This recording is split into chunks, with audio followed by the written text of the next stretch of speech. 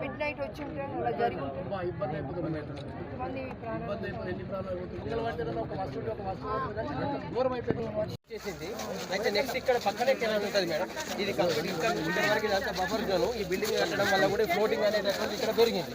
అది లేకపోతే అంతకుముందు కానీ ఎప్పుడు కానీ ఇది ఇక్కడ నుంచి అటు డౌన్ అయ్యేది.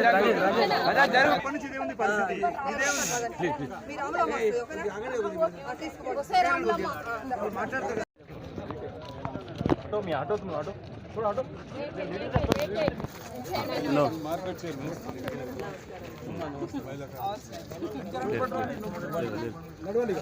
Madam madam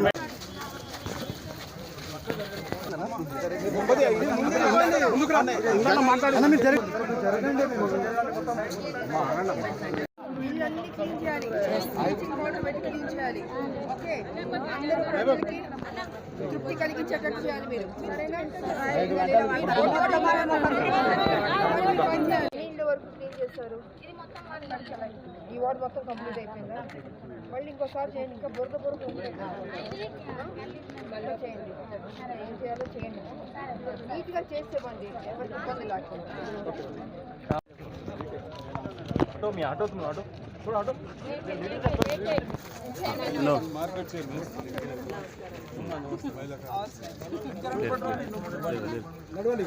madam madam madam అంటే ఉండండి.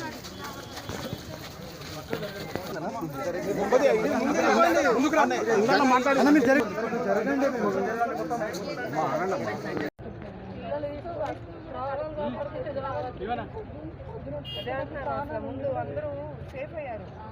అమ్మాయిలు పోయినాయి, అన్ని పోయినాయి తప్ప, బట్ మనుషులకి ఏమవ్వాలి కదా. అది మిడ్ నైట్ వచ్చి ఉంటే అలా జరుగుతుంది ఇబ్బంది అయిపోతుంది. దూరం అయిపోయింది. వర్షం వచ్చింది కదా సడన్ గా.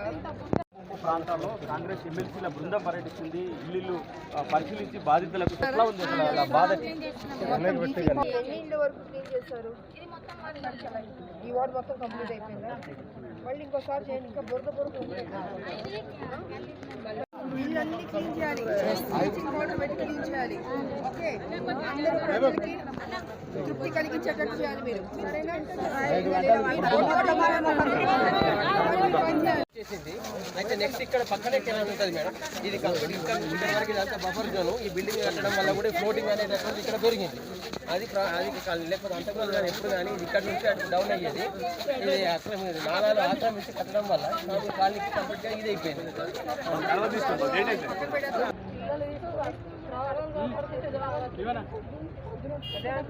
ముందు అందరూ సేఫ్ అయ్యారు. అమ్మాయిలు పోయినాయి, అన్ని పోయినాయి తప్ప, బట్ మనుషులకి ఏమవ్వాలి కదా. అది మిడ్ నైట్ వచ్చి ఉంటే అలా జరుగుతుంది ఇబ్బంది అయిపోతుంది. దూరం అయిపోయింది. వర్షం వచ్చింది కదా సడన్ గా. ఎంతంత డ్యామేజ్ అయింది, ఎంతవరకు నష్టం వచ్చిందని మొత్తం లెక్కలు తీస్తున్నారు. తీసి డెఫినెట్గా ముఖ్యమంత్రి గారు చేస్తారు. ఓన్లీ థింగ్ ఏంటంటే కేంద్రం కూడా అడుగుతున్నారు. అదే అండి, కేంద్రం ఇప్పుడు మీరు ఎమ్మెల్యేలు 8 మంది ఎమ్మెల్యేలు 8 మంది ఎంపీలు గెలిపించారు. గెలిపించిన తర్వాత మీ బాధ్యత లేదండి? మీరు వచ్చి ఆదుకోరా? కష్టంలో ఉన్నప్పుడు మీరు ఆదుకోరా? ఇంత మొత్తం నష్టం వచ్చింది, ఏడుస్తున్నారు. ఏం సమాధానం చెప్తారు?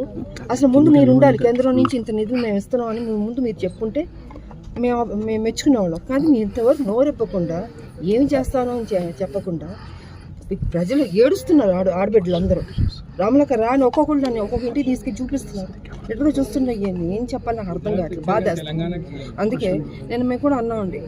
నేను కౌన్సిల్ ఫస్ట్ టైం వెళ్ళినప్పుడు మా ఎంపీలు, మా ఎమ్మెల్యేలు, మా ఎమ్మెల్సీలు మొత్తం పార్టీలకు అతీతంగా మిగతా పార్టీలు కూడా అందరం తలా ఒక చేసి మనందరి కాంట్రిబ్యూషన్ కూడా ఎంతో కొంత చేద్దాం.